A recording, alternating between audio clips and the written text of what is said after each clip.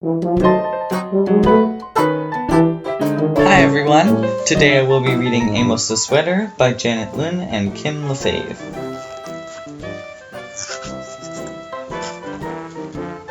Amos was old, and Amos was cold, and Amos was tired of giving away all his wool.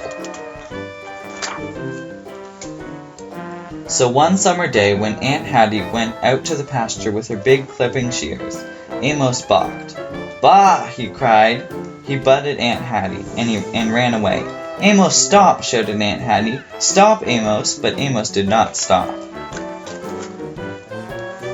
Aunt Hattie ran after him. She chased him around and around the meadow. She chased him up and down the hillside and across the brook, but Amos was too fast. Uncle Henry had to help catch him and hold him down. Then Aunt Hattie clipped his wool.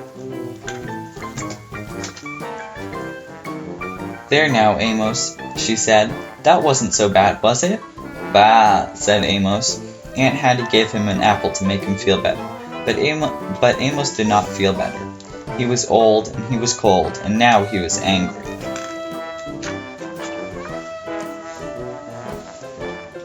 Aunt Hattie washed the wool. She combed it, she spun it, and she knitted it into a big warm sweater for Uncle Henry. "Isn't that fine, Amos?" She showed him the big warm sweater. "Bah!" Amos snatched at the sweater with his teeth. Every time Amos saw Uncle Henry wearing his sweater, he bit it. There were so many Amos holes in it that Aunt Hattie had to mend.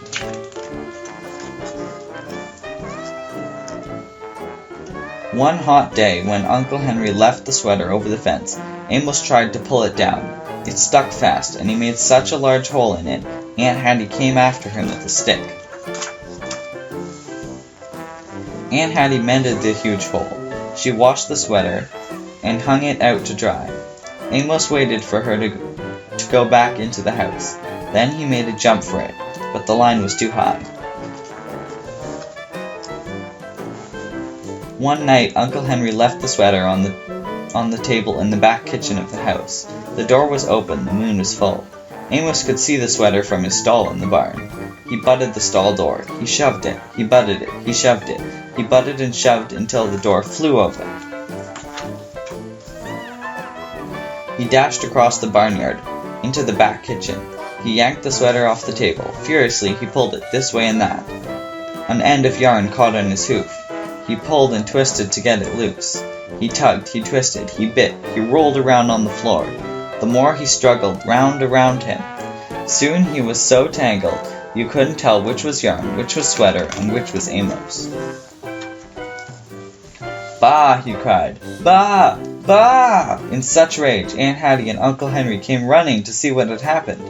"Oh, Amos, now you've done it," Aunt Hattie sighed.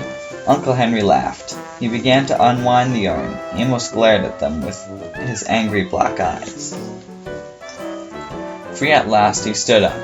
His two front legs were deep in the arms of Uncle Henry's sweater. His head poked through the top. You know, Hattie, Amos is old," said Uncle Henry. "And maybe Amos is cold," said Aunt Hattie. And maybe, they said, both at the same time. Amos is tired of giving away all his wool.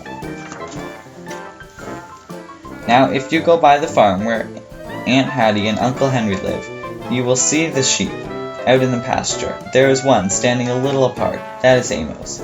He is old, but he is not cold because he is wearing his sweater. The end.